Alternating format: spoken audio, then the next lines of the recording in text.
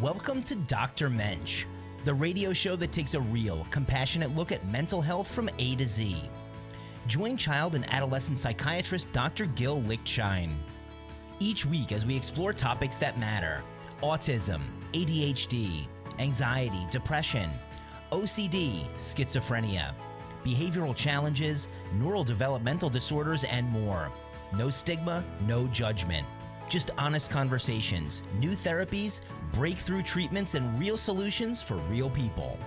Mental health is not a weakness. It's a treatable medical condition, and help is available. Join the conversation now by calling the studio at 888-994-4995, Studio A. This is Dr. Mensch, where hope and healing begin.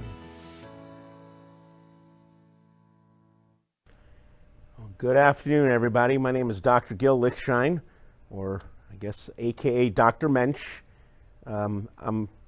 Mensch is actually a Yiddish word which means kind of like a nice person. Kind of a little bit of a ploy because I'm going to talk a little bit about my book by that name.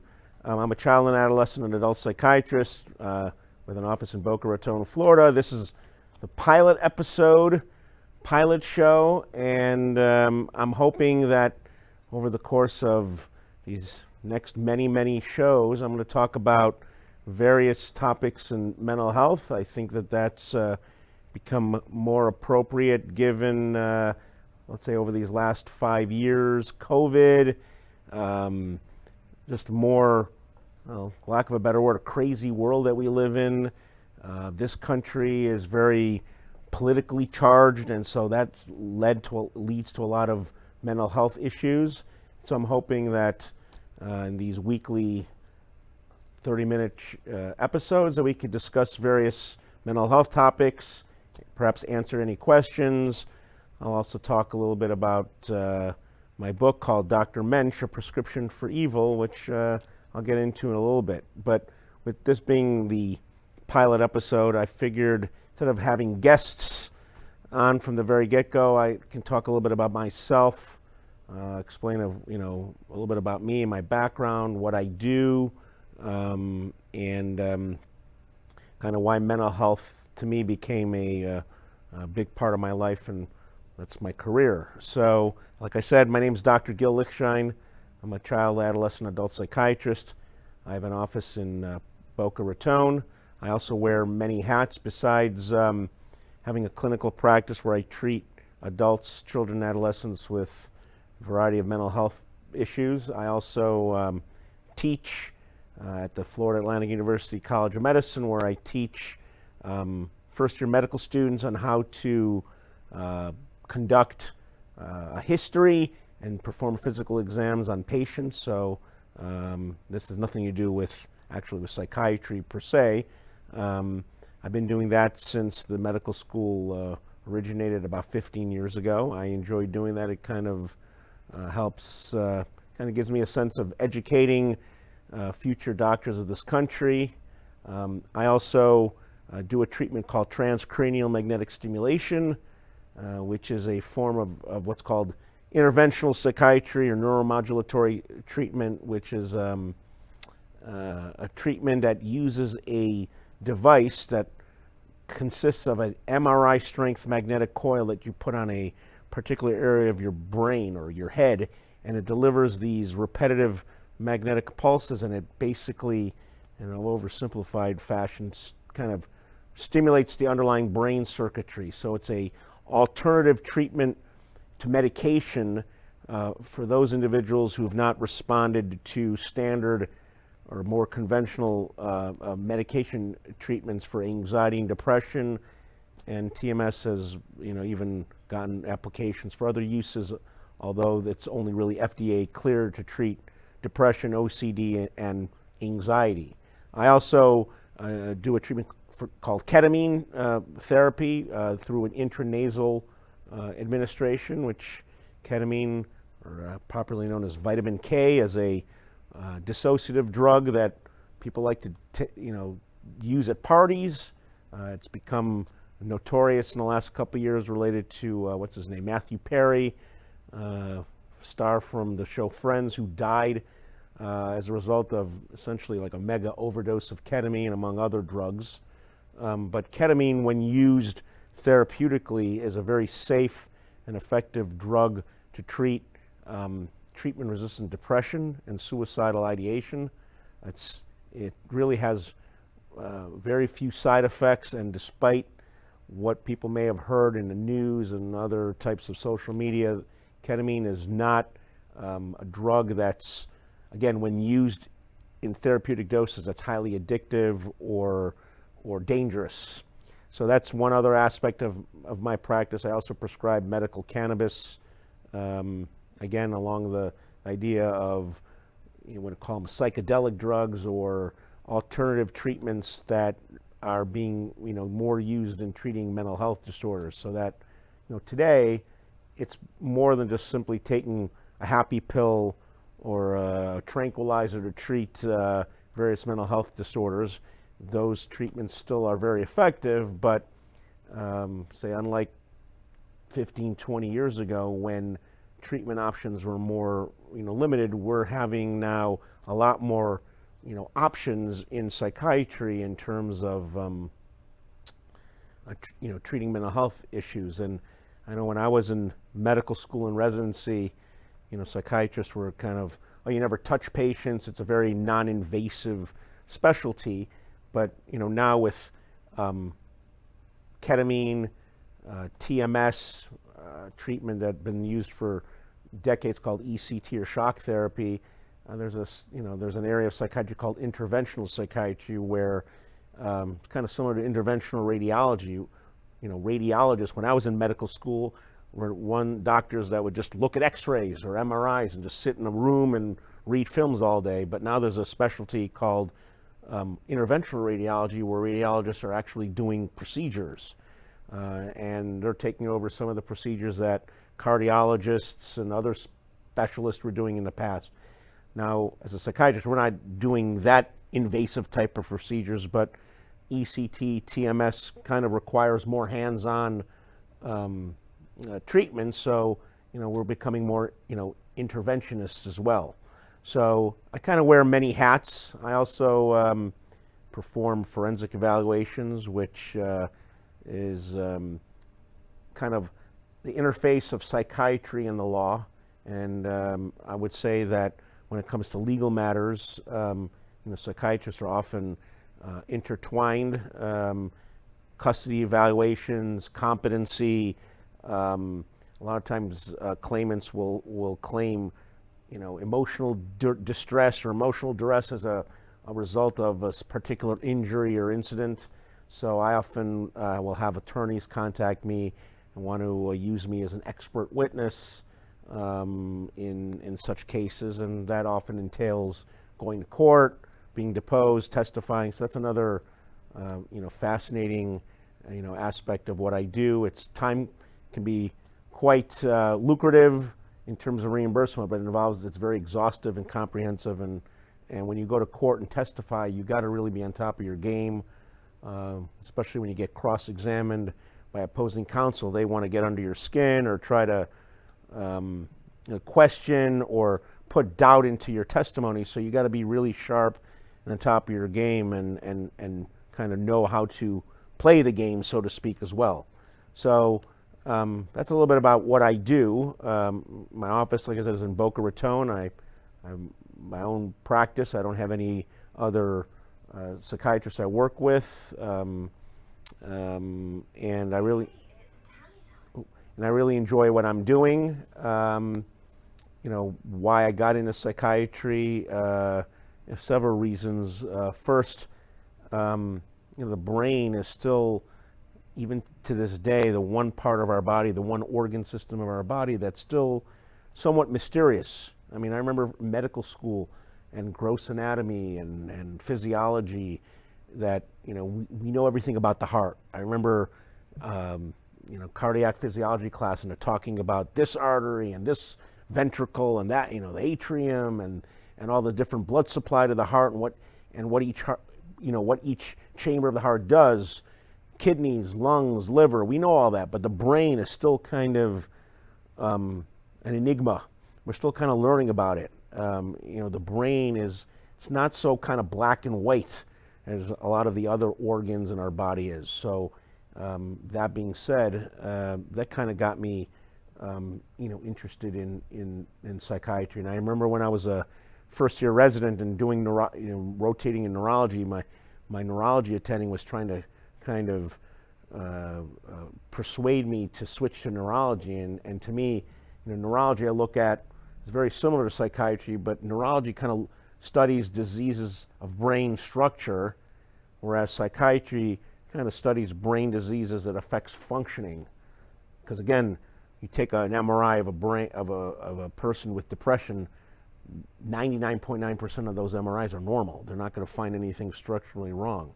It's more altered brain functioning. So, and we're still learning about that. And then the other part of why I got interested in psychiatry is growing up, having my father suffering from depression for a good part of my childhood, and it only was after his psychiatrist suggested he undergo ECT. This is going back into the 80s, so this is well before TMS and all these ketamine and all these newer treatments. At that point, there was even much more limited amounts of antidepressants available compared to what they are now. So treatment options were much more limited. So he wasn't responding to the types of medicines that were available back nearly 40 years ago. So his psychiatrist recommended him to go to the hospital and be admitted and have ECT, and that changed his life. And so I was able to, kind of see how my dad kind of, I don't want to say change overnight, but, years and years of just debilitating depression kind of lifted in a matter of a few weeks after he, did the rounds of ECT. So those are the two, reasons. And plus, I also enjoy talking to people, and a lot of like surgery and surgical specialties. You don't really develop these intimate relationships with people for the most part. Radiology, you don't. I mean, maybe if you're a primary care physician, but psychiatry also allows you to kind of tailor your practice to being more of a boutique practice where you take time seeing patients regularly. I don't know how many specialists wind up seeing a patient weekly or every other week or once a month for an extended period of time. They may, while they're treating their patient for a particular condition, but once the condition is treated, they may say, okay, come back if you need to, or now I'll see you once a year. But in psychiatry, a lot of times you get to see patients for an extended period of time and really get to know everything about them. And I don't think you really can say that exists in other areas of medicine to the same degree. So those are the reasons what kind of interested me in psychiatry. And if I would say I wanted to do it for the money, I certainly could easily gone into plastic surgery or neurosurgery. But again, psychiatry can be a very rewarding field, even financially. So that doesn't hurt either. But what I most like about what I do is when I get to see patients who come to see me in a worst possible place and get better, and that's very rewarding. Now at the same time, it's also can be frustrating because psychiatric patients can be difficult, challenging, combative, and sometimes are not the most responsive or listen to what their physician tells them. We're going to go to a commercial break for a few minutes, and I'll continue when we come back. What happens when the mind of a healer crosses over into the darkness of the human soul? From authors David Lacavetti, Dr. Gil Lichtshein, and Yolanda De Luca comes a chilling psychological thriller, Dr. Mensch, A Prescription for Evil. This gripping novel follows a respected Boca Raton psychiatrist who secretly descends into madness, transforming into a modern-day king of the underworld.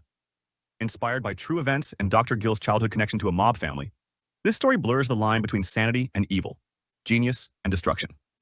Unforgettable, disturbing, impossible to put down. Get your copy today on Amazon.com. Dr. Mensch, A Prescription for Evil, a 2020 psychological crime thriller. You're listening to Dr. Mensch with child and adolescent psychiatrist Dr. Gil Lichtshein. For a copy of his powerful new book, Dr. Mensch's Prescription for Evil, visit Amazon.com.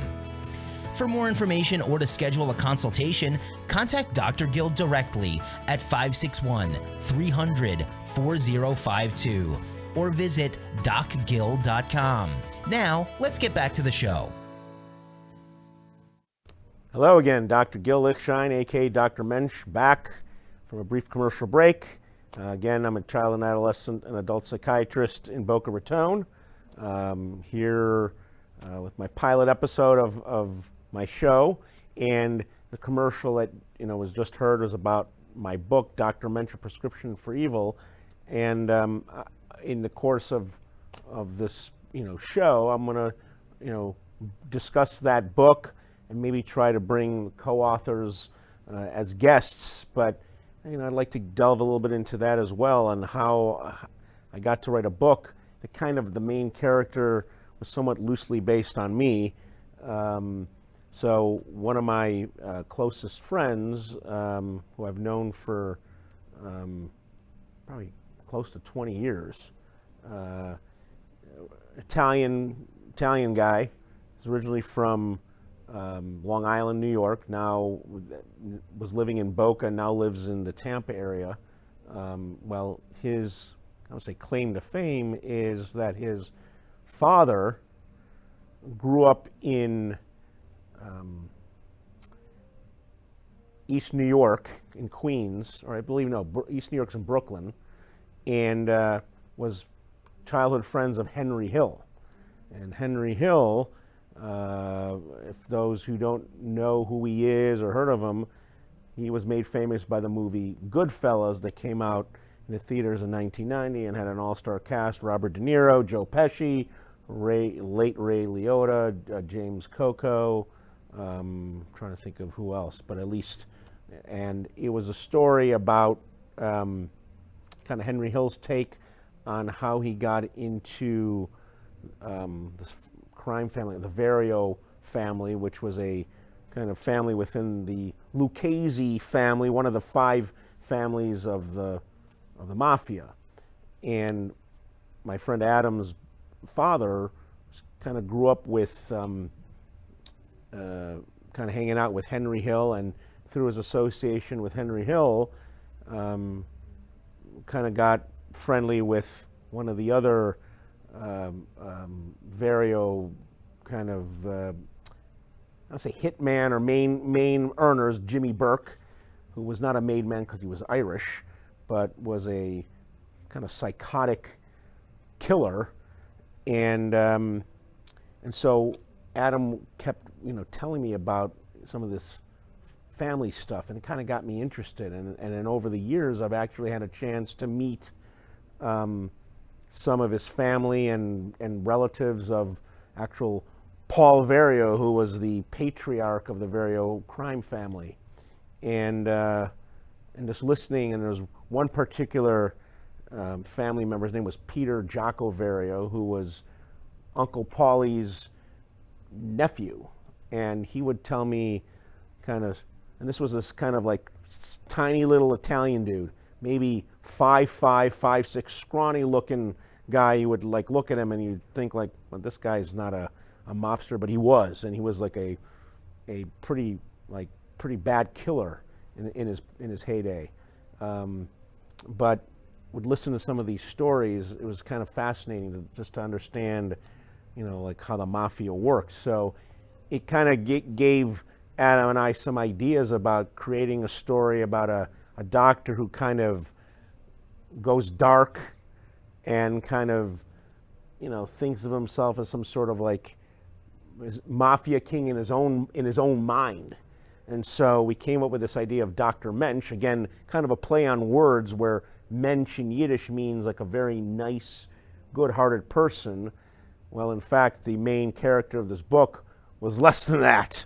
He was like a diabolical, sinister kind of psychopath who, you know, slept with his patients, did drugs, just did everything that was unethical and contrary to the, you know, Hippocratic oath of, you know, do no harm and taking care of people, and then kind of got to his head that, okay, he's bigger than who he is, and started thinking of himself as some sort of like, you know, mafia guy.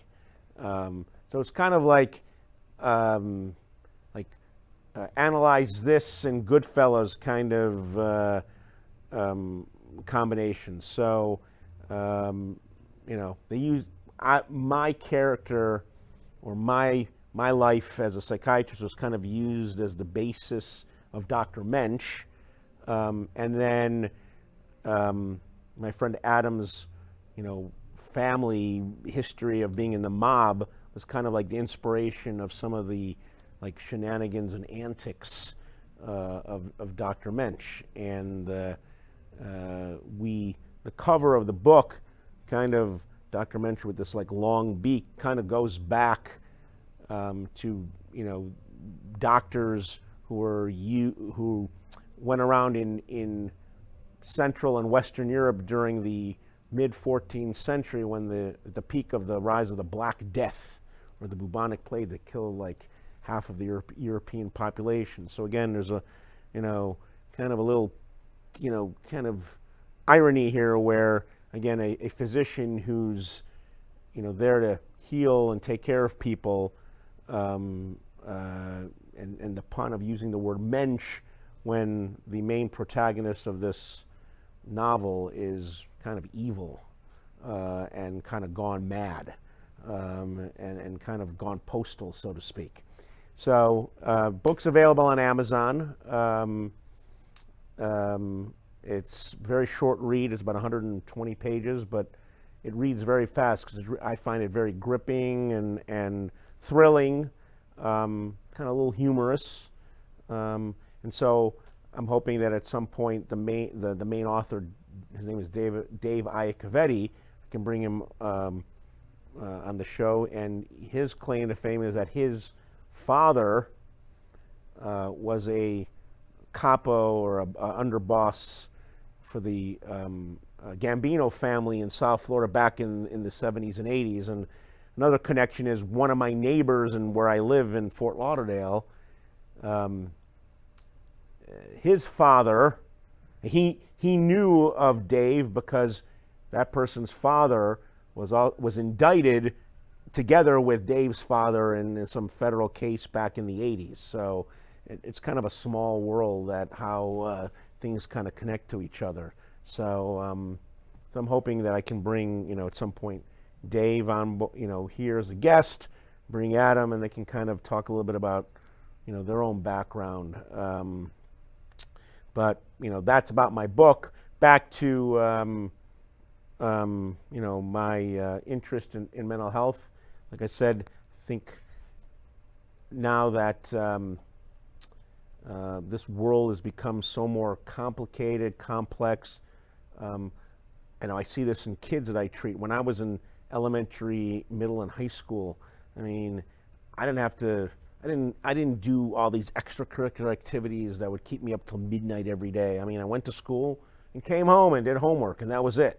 I mean, I remember applying for college. I didn't have this like glowing resume of this, and this. Like, you know, I went to a small private Jewish day school, and, you know, everybody in my school went to, you know, either Princeton or Columbia or Michigan or Northwestern or these, you know, high-end schools, but there was no such these pressures. It seems like today all these kids are like under pressure. You got to go to Harvard, you got to go to Stanford, you got to go to Yale, or else you're nothing, and you got to have these like 5.0 GPAs and all these, you know, all these like stuff on your resume, and you got to get a perfect score on the SATs. I didn't get I mean, I was far from perfect on my SATs. I, you know, did pretty good in college and in my world. But today's world's a lot different than it was back in the 70s and 80s, and I think that's contributing a lot to mental health issues. the polarizing dynamic that we are in this country. I hear it every day about, I hate Trump, I love Trump, I hate this, I hate that. I mean, that's added to people's mental health issues. I still think we're reeling from COVID and all the fallout from how that was handled. So all that, plus just you listen to the news and all you hear is gloom and doom, and it doesn't help matters. So that's kind of like in a nutshell. And I just kind of wanted to tell people a little bit about me, and hoping that I can just explain a little bit more about mental health as we get into more shows. So again, my name is Dr. Gil Lichtshein. I'm a child, adolescent, adult psychiatrist in Boca Raton. I can be reached at 561-300-4052. Thank you very much, and thank you for listening to me.